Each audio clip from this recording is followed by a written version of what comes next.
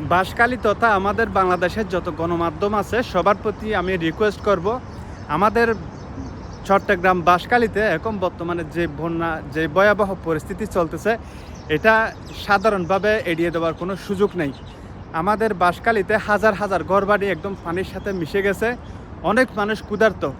আমি আমার স্নেহভাজন এবং আমার স্নেহের কিছু ছোটো ভাইদেরকে ত্রাণ নিয়ে পাঠিয়েছি। ওরা ত্রাণ দেওয়ার সময় ওরা নিজেরাই মানে কান্নাজনিত কণ্ঠে আমার সাথে কথা বলতেছে যে ওরা যে ত্রাণ দিতে গেছে, মানে যাদের কাছে দিতে গেছে ওদের পরিস্থিতি দেখে ওরা ওদের অশ্রু ধরে রাখতে পারে নাই, ওরকম একটা সিচুয়েশন চলতেছে। আমরা সিলেটের বন্যা দেখেছি, আমরা কুমিল্লা নোয়াখালীর বন্যা আমরা দেখেছি, কিন্তু সারা বাংলাদেশে এগুলা বেশি করে নিউজ করে এগুলো ভাইরাল করা হয়েছিল। কিন্তু আমাদের চট্টগ্রাম বাঁশখালীর বেলায় এসে এটা খুবই অবহেলা দেওয়া হচ্ছে বলে আমরা এটা নির্দ্বিধায় বলতে পারি।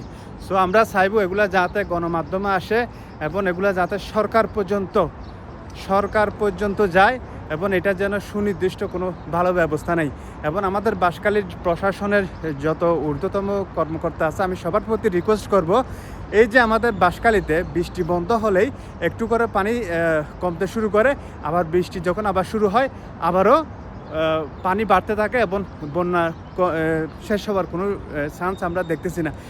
এটাই হতে পারে হয়তোবা আমাদের যে পানি যাওয়ার, পানি নিষ্কাশনের যে ব্যবস্থা, সুইচ গেট বলে এটাকে, এটা কোনো দিক দিয়ে কোনো অংশে বন্ধ আছে কিনা সেটা দেখা খুবই জরুরি হয়ে গেছে এখন।